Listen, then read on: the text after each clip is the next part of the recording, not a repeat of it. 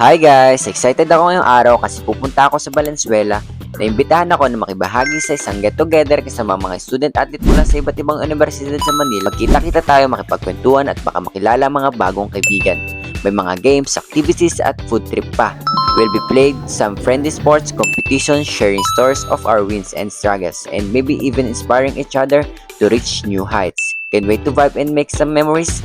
Stay tuned for the vlog. Magandang araw sa inyo lahat. Ako nga pala si John TV, maski lang sa mesa. At sa mga hindi pa nakakaalam, pangarap kong maging mayaman. Walang ginagawa. At kahit ako po ay hindi ko pa rin po alam kung paano ko po gagawin yon. At ayun na nga guys, naglalakad na nga pala ako. Samahan nyo nga pala ako. Susundin ko nga pala yung mga teammate ko sa PU. Dahil pupunta nga kami ng Valenzuela dahil meron nga kaming get together ng mga other university. Makakasama nga namin yung mga team ng BYR at mga other university katulad na nga ng University of Days, Arellano University at iba pang eskwelahan dito na sa nakapalibot sa Manila. Bilang isang guest athlete ay napakaswerte ko nga pala dahil first time lang ito mangyayari sa akin. Hindi ko nga rin pala expect na isasama nga pala ako ni Coach Eugene dito dahil bago nga lang rin pala ako sa team nila. At ayun na nga guys, dito na nga pala ako. Sinundo ko na nga din pala sila sa dorm.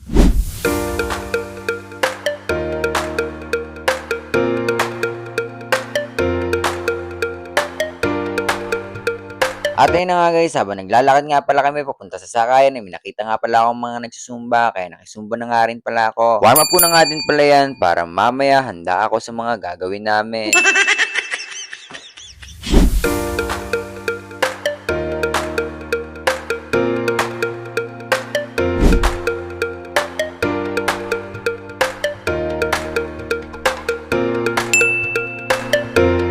Babiyahe nga kami papuntang monumento dahil dun nga pala kami magkikita-kita.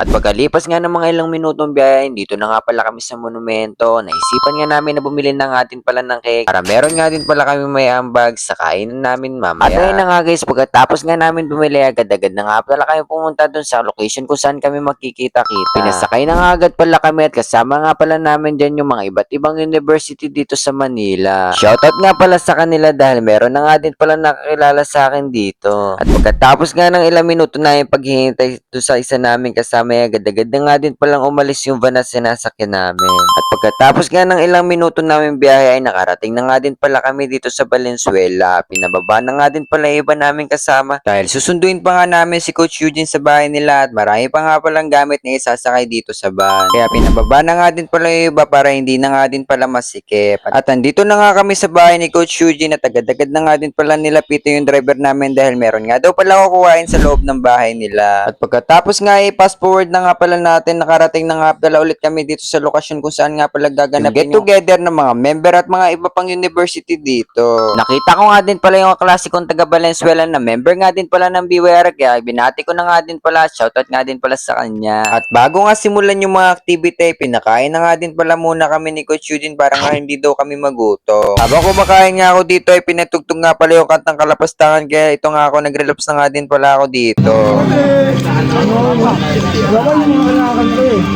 Sino ba ako para pansin? Mamadalangin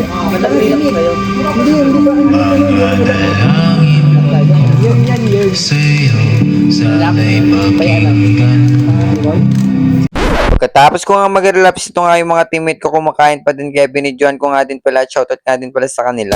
At may lumapit nga sa akin isang bata, ito nga napakulit, masiyahin nga pala tong batang to. At pagkatapos nga namin kumain, ito nga pala tinawag na kami sa isa ni Coach Eugene para nga daw pala sa attendance.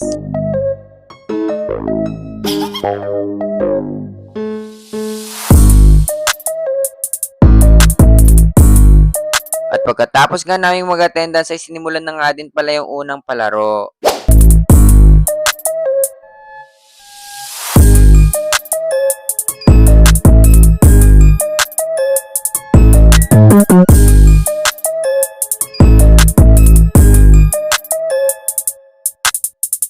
At pagkatapos nga ng unang palaro, ito na nga guys, pinamilihan na nga pala yung dinala ng bawat isa sa amin. Pinagdala nga pala kami ng tigdadalawang singlet at pagpipili-pilian nga din pala namin. Pipili ka nga ng kung anong gusto mo at para na nga din pala itong exchange gift. Natuwa nga pala ako dahil nakuha nga pala yung isa namin kasama yung dinonate kong mga damit. Yung cycling nga ay galing sa akin at yung jacket naman ay sa kapatid ko. Pinamigay na nga din pala ni Coach Eugene yung mga brand yung nagamit na mga bigay ng mga sponsor. Pinaliwanag nga ni Coach Eugene kung ano-ano nga daw ba yung pwedeng mapagpilian dito. At sa sobrang pagod nga, hindi na nga din pala kinayanan ng teammate ko kaya ito nga humiga na nga din pala siya muna dito. Bigla nga siyang nagising dito at kinausap niya nga bigla yung teammate namin. Hindi ko nga alam kung binangungutsor sa dyan, nagising nga lang pala siya. At malapit na nga tayong matapos kaya ito nga papakita ko nga pala yung mga sumunod na nangyari. Inawardan na nga din pala ni Coach Eugene dito yung mga nanalo sa mga palaro. Pati na nga din yung mga nagla-like and share ng Facebook page nila ay binigyan na nga din pala ng parangal ni Coach Eugene. At marami nga din pala nagulat na may award sila. Hindi nga din pala daw nila expect na magkakaroon sila ng award dito. Kaya nagpapasalamat nga pala kami sa mga sponsors at patuloy na sumusuporta dito sa team ng BY. Lalong-lalo na din pala kay Coach Eugene dahil sa kanyang magandang advokasya na makatulong sa mga estudyanteng atleta na nangangarap abutin ang mga pangarap nila. Pangako po namin na hindi po namin sasayangin ang oportunidad na ito. Patuloy po namin aabutin na aming pangapangarap sa tulong po ninyo. At pagkatapos nga po pala ng awarding, ito na nga din po pala yung huling palaro na mapapanood ninyo.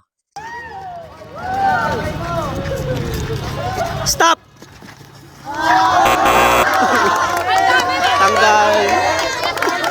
Ang unang natanggal dito ay yung babae nga pala na taga University of the East. Dinamay niya nga din pala yung mga nasa gilid niya dahil yun nga din pala yung rules. Sobrang dami nga din pala namin kaya yun na nga din pala yung ginawang rules. Kaya nga daw pala mabilis nga din pala itong matapos.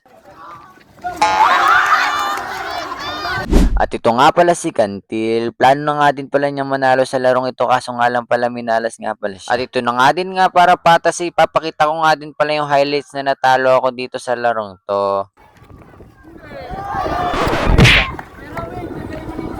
Out.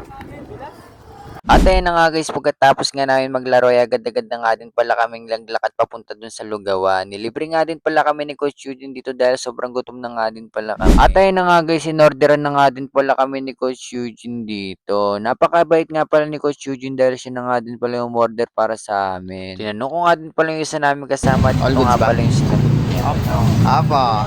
Kung nakaabot ka nga sa punto ng video na ito ay maraming salamat nga pala sa panonood. Huwag nyo na nga din po pala kalimutan i-follow ang FB page ng Team BYR para sa maganda at patuloy na magandang advokasya nito.